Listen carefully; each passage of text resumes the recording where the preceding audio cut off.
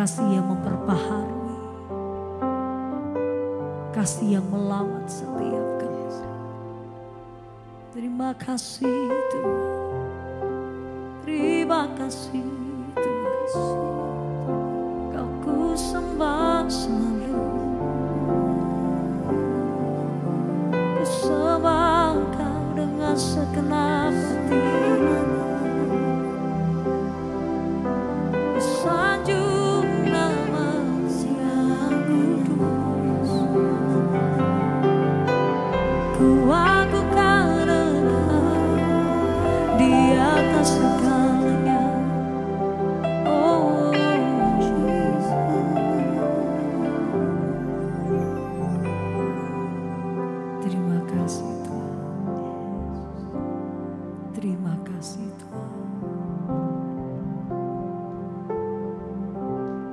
Bagi Dia segala pujian, hormat serta syukur kekal selamanya. Bagi Dia segala pujian, hormat serta syukur selama-lamanya. Hanya bagimu Tuhan, bagi Dia segala pujian, hormat serta syukur kekal selamanya. Bagi Dia segala pujian, hormat serta syukur selama-lamanya. Hanya bagimu Tuhan, bagi Dia segala pujian, hormat serta syukur kekal selamanya. Bagi Yesus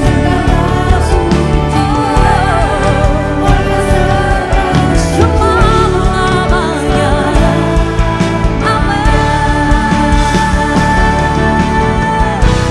Bagi Dia segala pujian, hormat serta syukur kekal selamanya. Bagi Dia segala pujian, hormat serta selamanya. Bagi Dia segala pujian, inilah pujian yang mengalir dari hati kami. Inilah nyanyian syukur kami di hadapan-Mu Tuhan.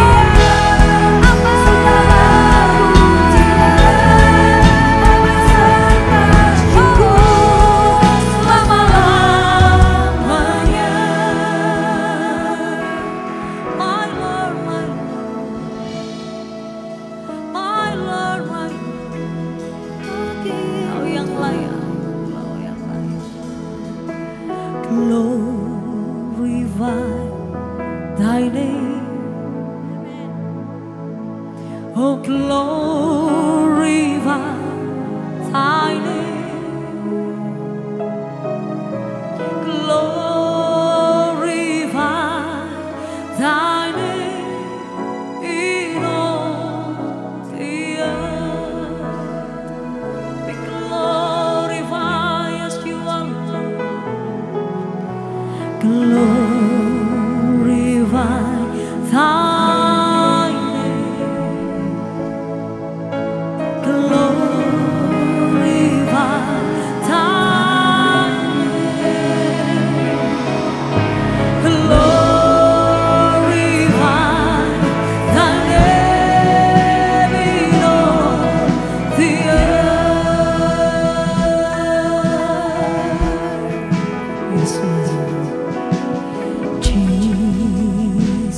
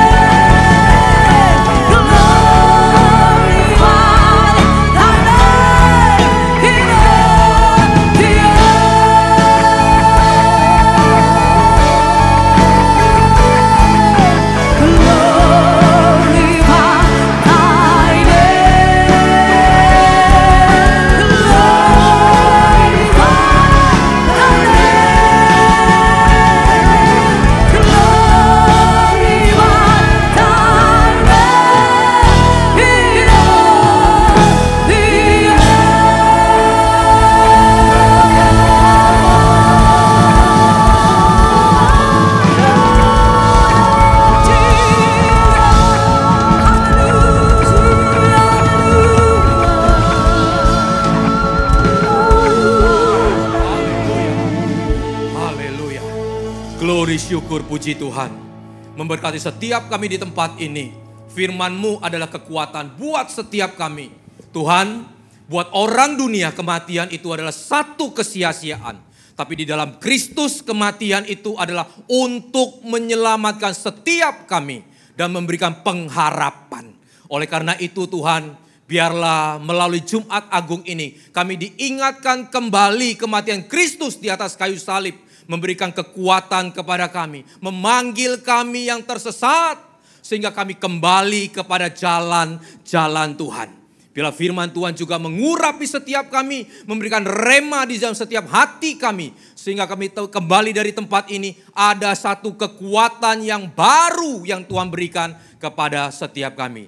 Terima kasih Tuhan. Urapi setiap kami di tempat ini. Di dalam nama Tuhan Yesus.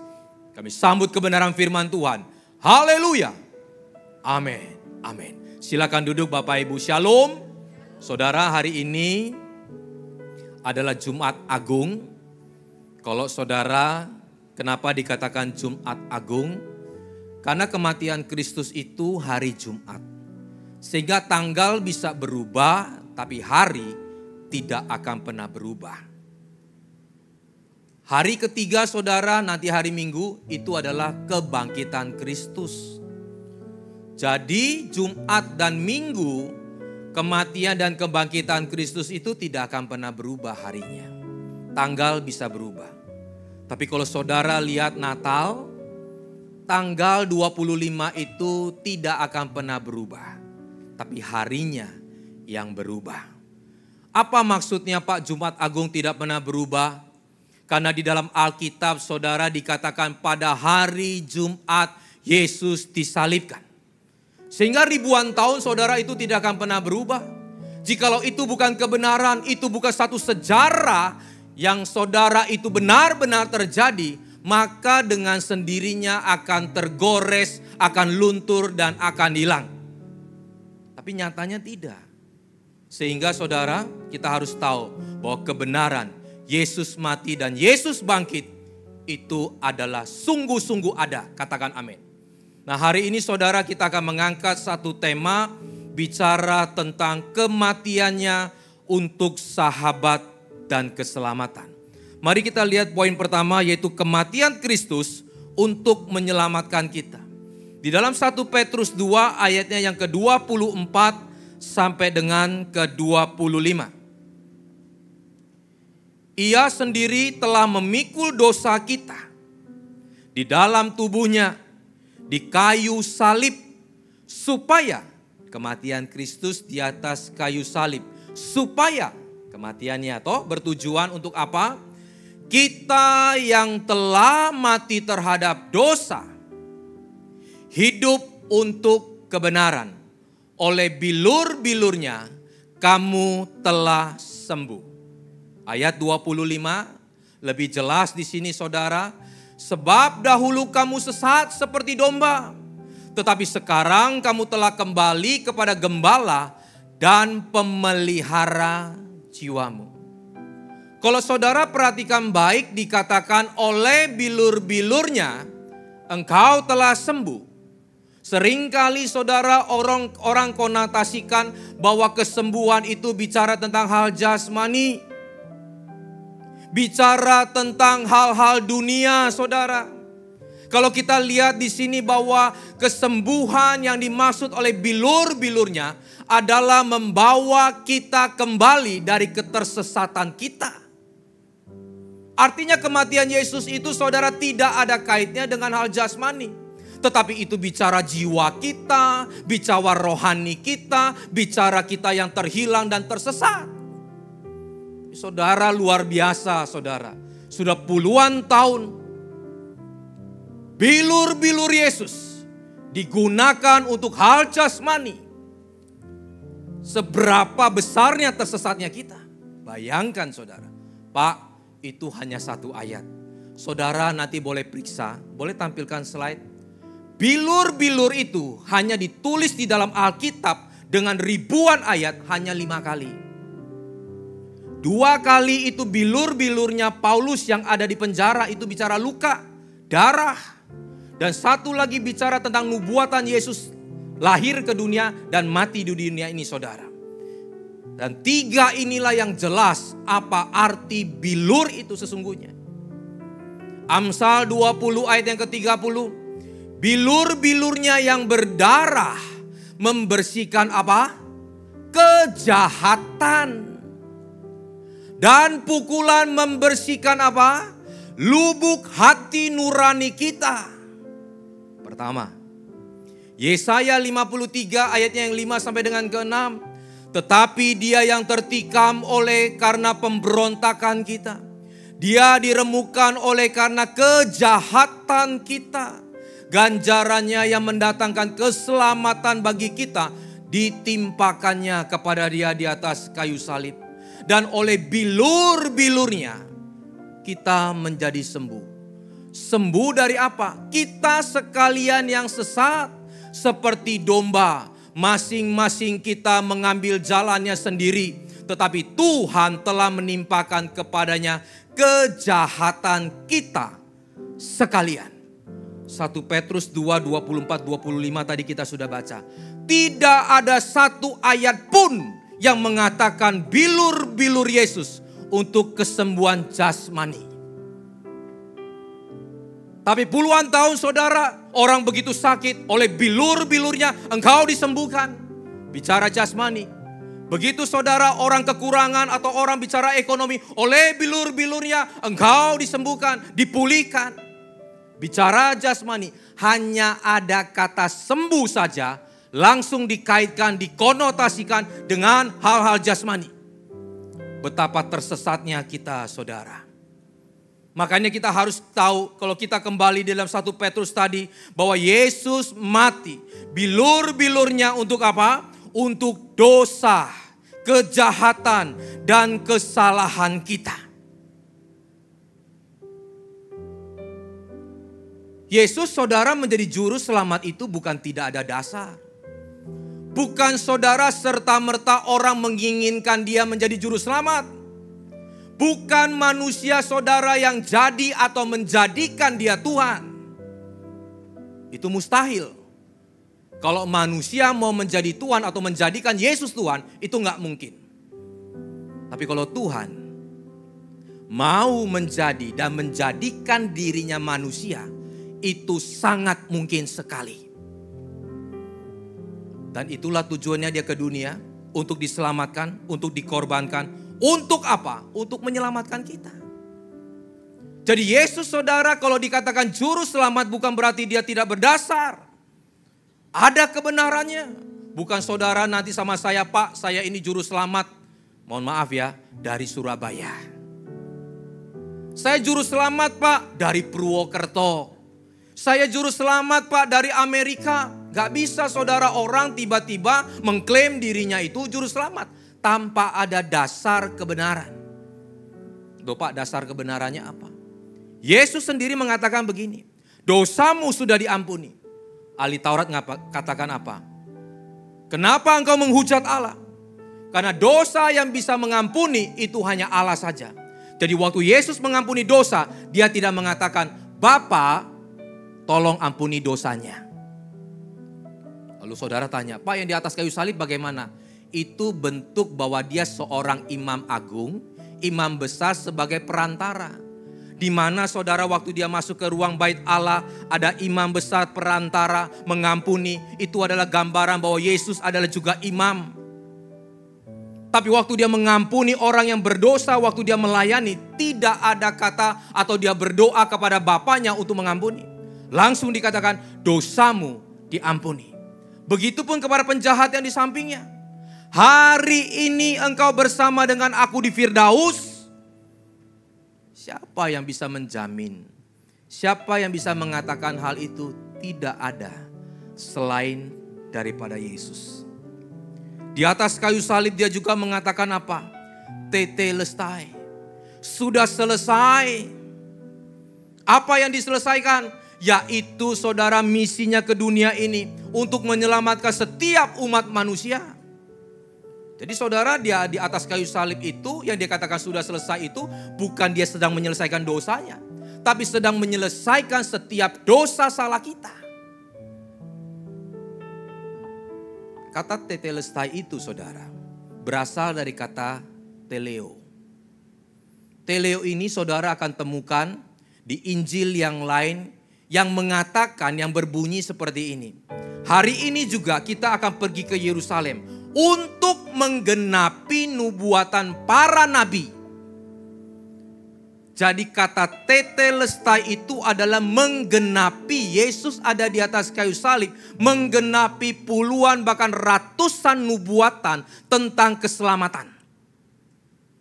Dan waktu Yesus masuk ke bait Allah, lalu ditagih pajak, betul, 2 dirham. Lalu Yesus mengatakan, bayarlah 2 dirham itu.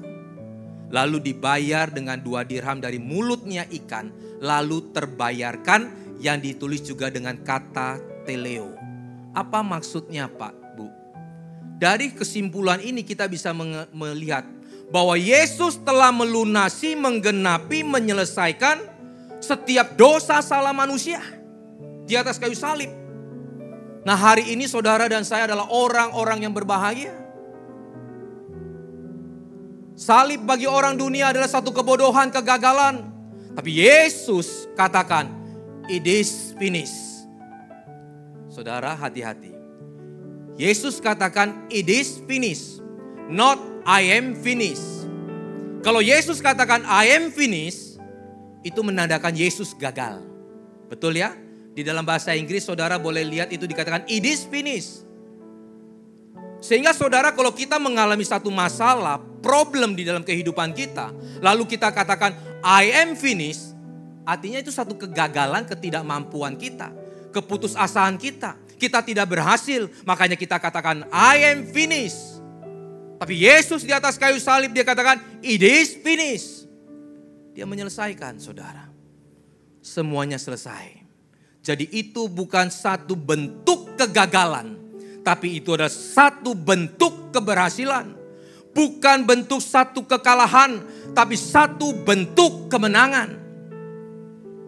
Hari ini saudara dan saya, kalau kita punya masalah, saudara pandang salib. Salib bagi orang dunia adalah satu kebodohan. Sehingga Yesus di atas kayu salib dicemooh. Kalau engkau Tuhan selamatkan dirimu, kalau engkau Tuhan turun, bagaimana engkau bisa menyelamatkan umat manusia? Dirimu saja engkau tidak bisa selamatkan. Bagi orang dunia itu satu kebodohan. Tapi bagi orang percaya saudara, itu adalah satu kekuatan dan pengharapan. Sehingga saudara, hari ini kalau kita punya masalah besar, mungkin kita dianiaya, kita saudara difitnah dan lain sebagainya. Saya mau katakan, lihat salib Kristus. Tidak ada yang lebih besar dari penderitaan dan kesulitan yang Yesus alami. Dia sebagai manusia, dia sanggup mampu melewati. Sehingga saudara dan saya akan mampu untuk melihat, melewati setiap kesulitan dan tantangan yang ada di dalam kehidupan kita. Lalu dikatakan apa? Mati oleh dosa, hidup untuk kebenaran. Jadi kematian Kristus saudara bukan hanya sekedar untuk dosa kita, tapi untuk hidup kebenaran. Ini penting Bapak Ibu.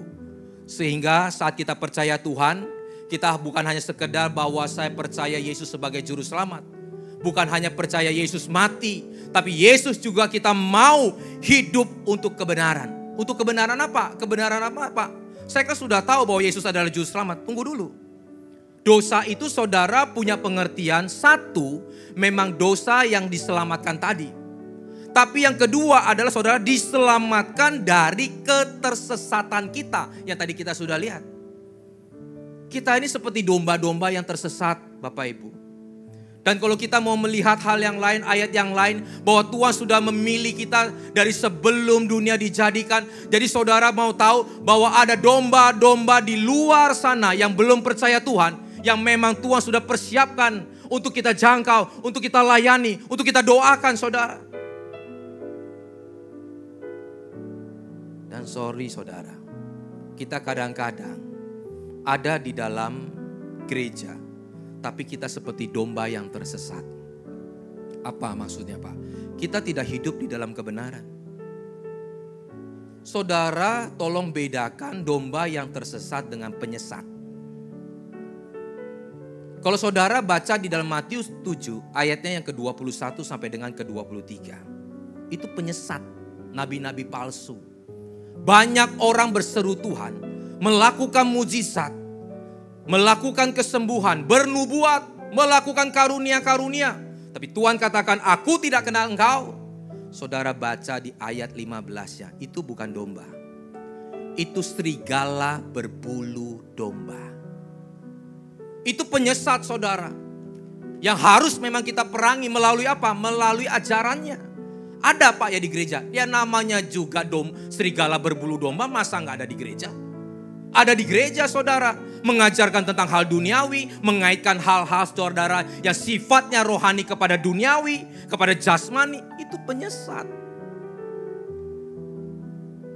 Tapi hari ini saudara kita mau bicara tentang yang tersesat ini. Daud saudara, pernah tersesat. Makanya di dalam Mazmur saudara, Daud pernah mengatakan, Tuhan adalah gembalaku, aku adalah domba yang Tuhan tuntun untuk minum air yang segar, makan rumput yang hijau. Tapi dia ada ngomong begini, dibaringkan di rumput yang hijau. Nah ini ada yang menarik saudara. Saudara, apakah kita bisa membaringkan domba di rumput yang hijau? Pertanyaannya itu. Saudara nggak akan pernah bisa membaringkan domba itu di rumput. Karena domba begitu dibaringkan, dia langsung lompat. Dibaringkan, langsung lompat. Langsung jalan, langsung kemana-mana. Itu domba. Tapi kenapa sampai domba itu bisa dibaringkan? Rupanya saudara Daud berkata seperti itu, dia pernah punya kasus dengan Batseba. Dia yang percaya Allah Israel. Dia yang percaya adanya Tuhan, tetapi dia jatuh, dia tersesat, dan melakukan kejahatan yang luar biasa jahatnya. Apa? Perzinahan. Itu gak main-main saudara. Pembunuhan berencana kepada suaminya Batseba yaitu Uria. Dia atur bagaimana supaya dia perang di depan saudara mati. Dan sebelum itu sengaja dipanggil pulang supaya dia bisa bermalam dengan istrinya. Sehingga terjadi kalau kehamilan bukan saya tapi suamimu. Jahat gak saudara? Jahat luar biasa. Nah inilah saudara orang yang sudah percaya tapi tersesat bisa jatuh. Sehingga saudara kalau domba-domba itu dilepas free will. Mereka dikasih kebebasan untuk pergi kemana-mana. Bekerja, punya keluarga, punya hobi dan lain sebagainya. Tapi saat suara gembala, yaitu hari Minggu, ibadah, memanggil saudara, dia harus kembali ke kandang, ke bait Allah. Untuk apa? Untuk mendengar firman Allah. Untuk diluruskan kembali jalannya yang salah. Nah saudara, domba itu dia mengenal suara gembalanya. Jadi mereka tercampur sama dunia. Orang juga ngelepas dombanya. Misalkan ada 3 penggembala, saudara ada masing-masing 100 ya. 5 artinya 500 toh. Mereka kecampur semua. Tapi saudara tahu, domba itu begitu dengar suara gembalanya. Suara masing-masing ada keunikannya. Domba itu tahu loh, yang tadinya kecampur ada 5 kandang pun, dia bisa kembali ke kandangnya di mana dia punya gembala berdiri di situ. Masuk. Nah waktu dihitung satu persatu, hanya 99. Ada tahu di dalam Alkitab? 1 ini hilang. Waktu dia pergi saudara, dia cari domba ini, rupanya lagi main di tepi aliran air. Kalau enggak hati-hati dia bisa kepleset dan terbawa air arus dan akhirnya mati. Bisa terbawa saudara tersesat kemana saudara. Akhirnya ditemukan oleh gembalanya, dipanggil pulang. Waktu dipanggil pulang itu sudah diajak ngomong. Kamu lain kali jangan lari-lari lagi ya, kembali. Sama halnya saudara, Tuhan ingatkan kita, kembali ke rumah Tuhan. Sudah waktunya kembali, sudah waktunya kembali, sudah waktunya kembali. Masuk hari itu. Nggak taunya saudara, minggu depan ngilang lagi. Dicari lagi sama gembalanya, kemana kamu? Ditemukan lagi saudara di tepi pinggiran air. Diomongin lagi saudara, dia balik lagi ke kandang. 2-3 kali saudara seperti itu. Lalu tongkat gembala, gada gembala yang seharusnya dipakai untuk mengusir serigala, dipakai untuk pukul kaki domba ini. Pas saat kaki luka ini memar, bukan sampai patah loh ya. Memar, akhirnya dia mulai tahu salah, nggak benar, jalan-jalan kemana-mana, dipukullah kakinya saudara, dia memar. Waktu di memar itulah baru dibebat oleh sang gembala. Dia memukul bukan ingin merusak. Dia memukul saudara bukan ingin menghancurkan. Dia memukul untuk kebaikan domba ini. Supaya jangan lagi tersesat. Setelah dibebat saudara, dia nggak bisa jalan. Barulah dia angkat ke pundaknya. Makanya kalau saudara pernah lihat foto Yesus sedang membawa domba di atas pundaknya, itulah saudara domba yang sedang bukan terluka di luar, tapi dipukul oleh sang gembala. Barulah dibaringkan di rumput yang berhijau tadi. Untuk diistirahatkan, untuk diajar saudara. Supaya dia tahu bahwa apa yang dia lakukan itu salah, berbahaya untuk nyawanya. Nah itulah saudara, akhirnya dari kejadian itu, seperti halnya Daud, dia tahu bahwa dia salah. Akhirnya dia koyak badannya, dia terima konsekuensinya. Ya saudara lihat, Yesus tidak malu-malu mengatakan bahwa akulah keturunan dari Raja Daud. Orang pilihan tidak pernah berbuat salah. Orang pilihan bukan tidak pernah dia jatuh.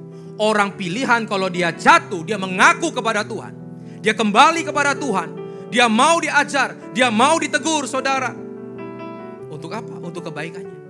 Tapi saudara lihat, Yudas lain halnya.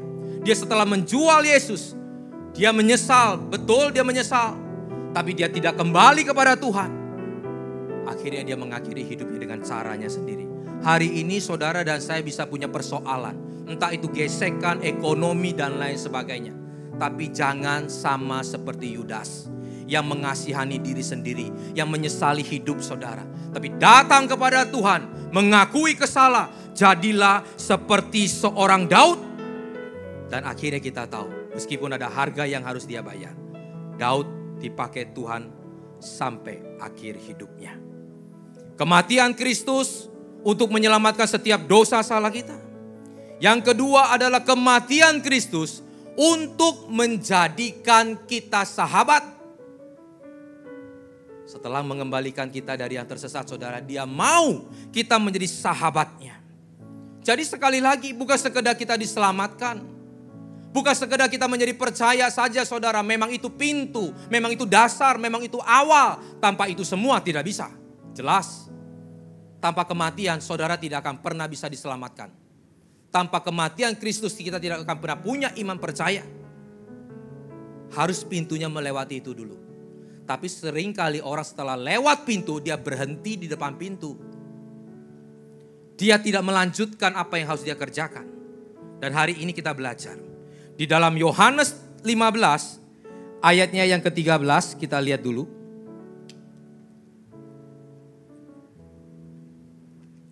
Yohanes 15, ayat yang ke-13 dikatakan. Tidak ada kasih yang lebih besar daripada kasih seorang yang memberikan nyawanya untuk sahabat-sahabatnya. Jadi jelas bahwa kematian Yesus di atas kayu salib untuk menjadikan kita sahabat. Ayat 14. Kamu adalah sahabatku jikalau kamu berbuat apa yang kuperintahkan kepadamu. Garis bawahi kata jikalau. Saudara, untuk kita menjadi selamat, itu tidak ada syarat. bukan hasil usahamu. Sehingga jangan ada orang yang berkata, engkau selamat karena hasil usahamu. Sehingga engkau menyombongkan diri, engkau bermegah. Jadi kasih tak bersyarat itu untuk keselamatan. Tapi untuk menjadi sahabat Tuhan, ingat tadi saya katakan, jikalau. Jadi ada kasih yang bersyarat, ada kasih yang tak bersyarat. Untuk penyelamatan yang pertama tidak ada andil kita. Tak bersyarat. Tapi untuk mengikut Yesus, untuk jadi muridnya, untuk jadi sahabatnya, itu selalu dikatakan, jikalau engkau ingin ikut aku, engkau ingin jadi muridku, sangkal dirimu dan pikulah salibmu. Syarat. Jikalau engkau seorang sahabat, lakukanlah segala perintahku. Makanya sekali lagi Bapak Ibu, orang hanya berhenti pada keselamatan kasih tak bersyarat. Itu yang selalu diomongkan, itu yang selalu didengungkan. Boleh, bukan tidak boleh. Engkau sedang KKR, di luar banyak orang yang terhilang. Engkau katakan seperti itu. Engkau jangkau orang-orang yang belum percaya. Engkau pakai ayat-ayat itu. Tetapi hari ini saya juga mau pastikan, saudara yang ada di tempat ini pasti sudah percaya toh? Yang belum percaya tolong angkat tangan. Nanti kita sama-sama doakan.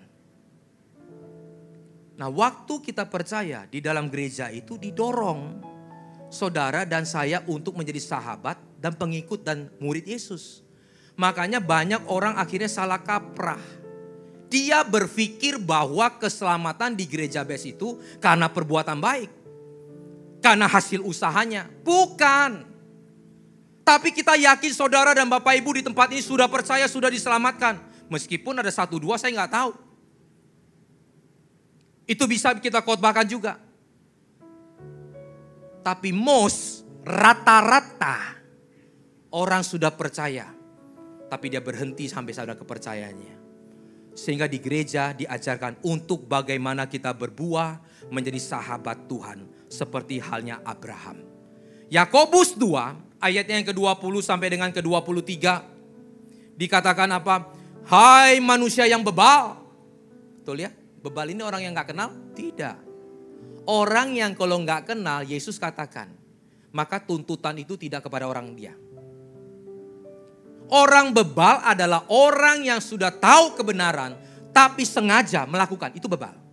Kalau orang tidak tahu kebenaran, dia lalu tidak melakukan kebenaran, itu bukan bebal. Itu orang murtad. Orang yang belum percaya. Tapi orang bebal adalah orang yang sudah percaya tapi mendengar dia tidak mau melakukannya.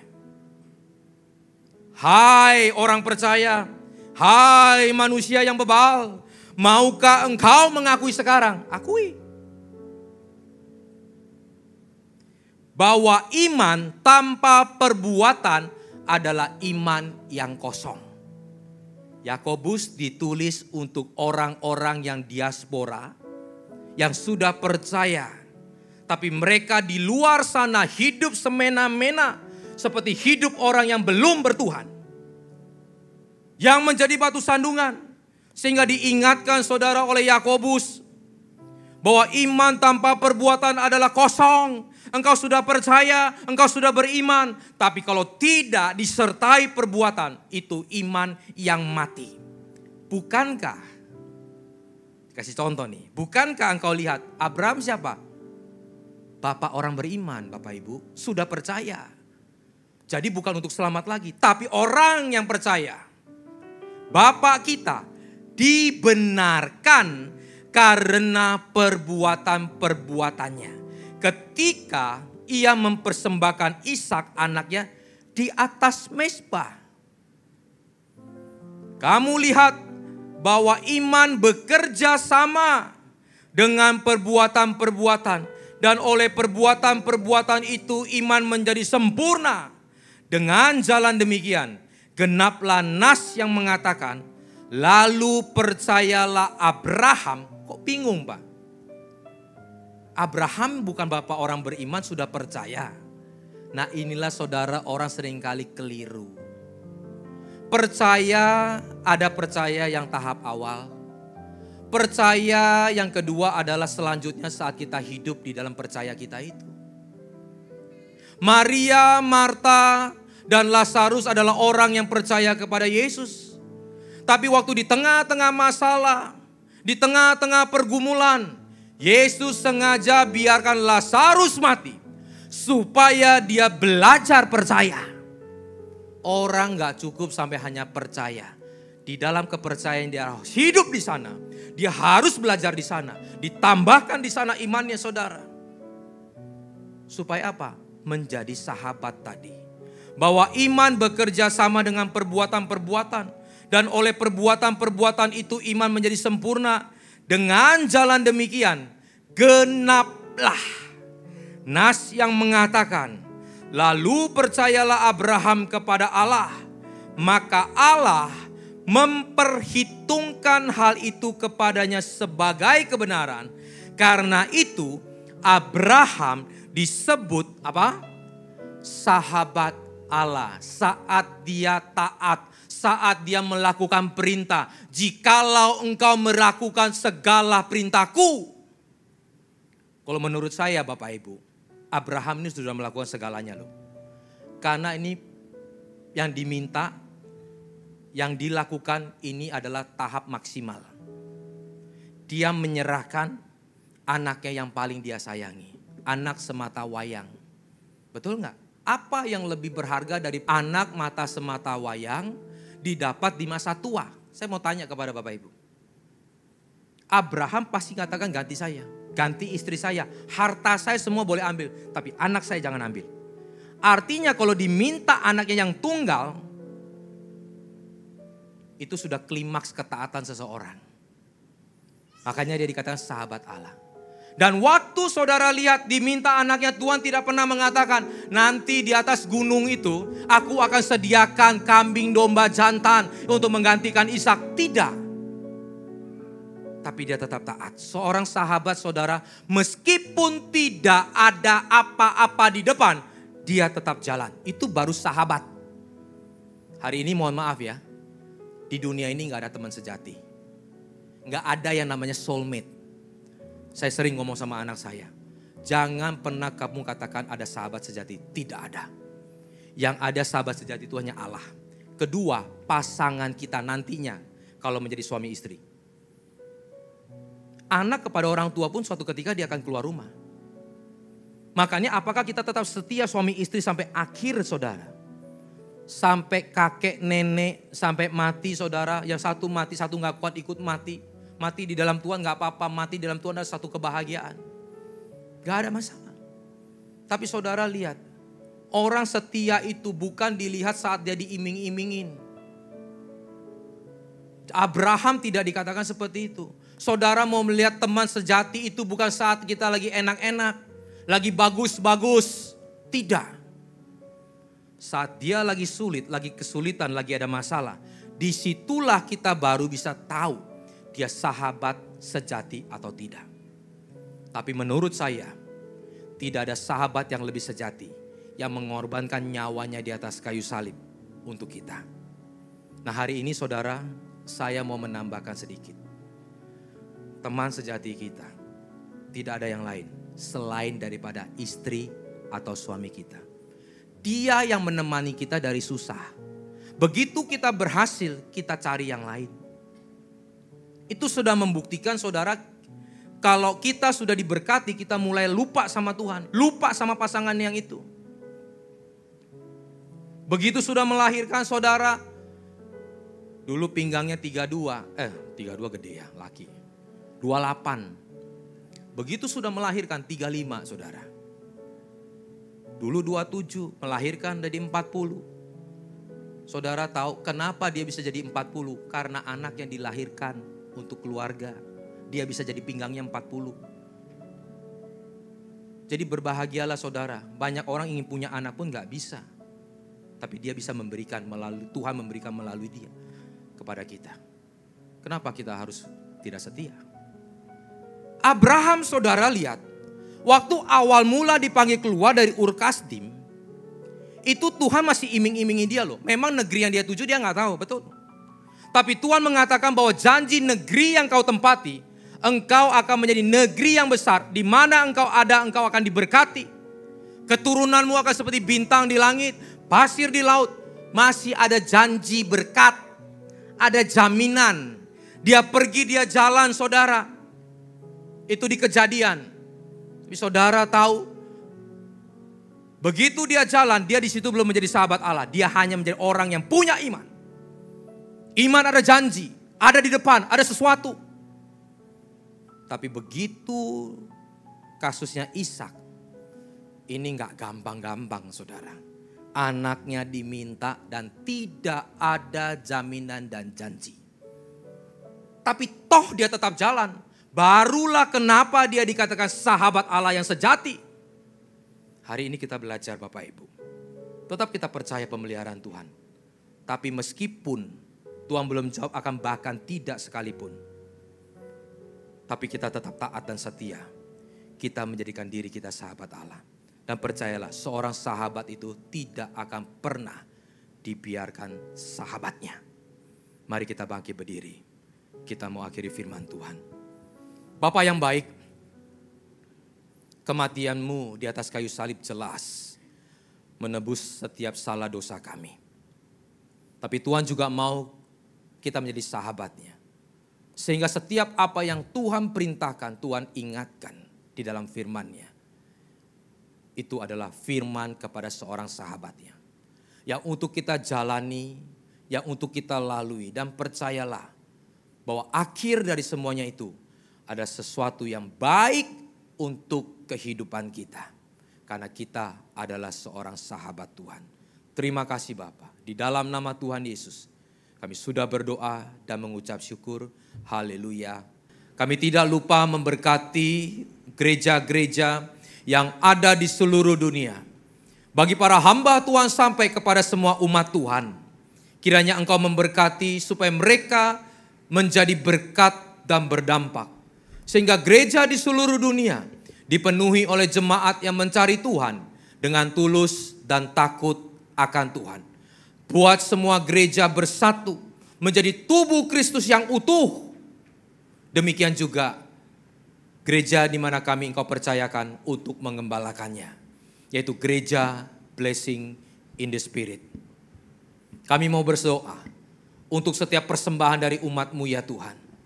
Baik itu pembangunan gereja, diakonia, perpuluhan. Biarlah ini menjadi dupa yang harum di hadapan-Mu ya Tuhan. Dan juga biarlah Engkau membalas setiap kebaikan dan kerelaan ketulusan hati umat-Mu. Baik itu di dalam pekerjaan, studi pekerjaan keluarga, kesehatan. Bahkan di dalam iman kerohanian mereka. Sampai kepada anak cucu, penyertaan Tuhan tidak pernah berhenti. Terlebih daripada itu, hidup kami biarlah menjadi persembahan yang kudus, yang berkenan kepada Tuhan. Mari dekapkan kedua tangan di dada. Firman Tuhan katakan, jagalah hatimu dengan segala kewaspadaan. Karena dari situlah terpancar kehidupan.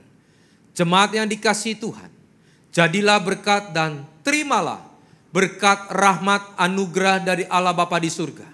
Di dalam putra tunggalnya Yesus Kristus yang telah mati bagi dosa-dosa kita. Dan dia bangkit pada hari ketiga.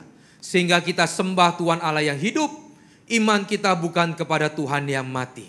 Dia naik ke sorga, menyediakan rumah bagi kita. Sehingga kita punya pengharapan yang pasti. Dia akan datang kedua kalinya. Menyebut gereja dan umatnya yang berjaga-jaga, kudus, dewasa, bijaksana, serta menghakimi dunia.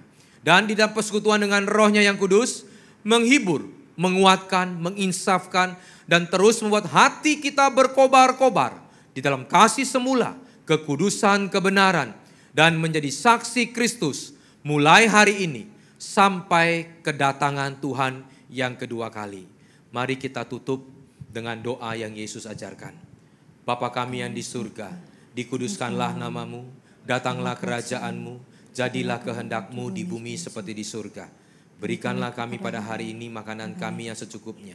Dan ampunilah kami akan kesalahan kami, seperti kami juga mengampuni orang yang bersalah kepada kami. Dan janganlah membawa kami ke dalam pencobaan, tetapi lepaskanlah kami daripada yang jahat. Karena Engkaulah yang punya kerajaan dan kuasa dan kemuliaan sampai selama-lamanya. Amin. Tuhan Yesus memberkati, silakan duduk. Yang mengerti semua masalah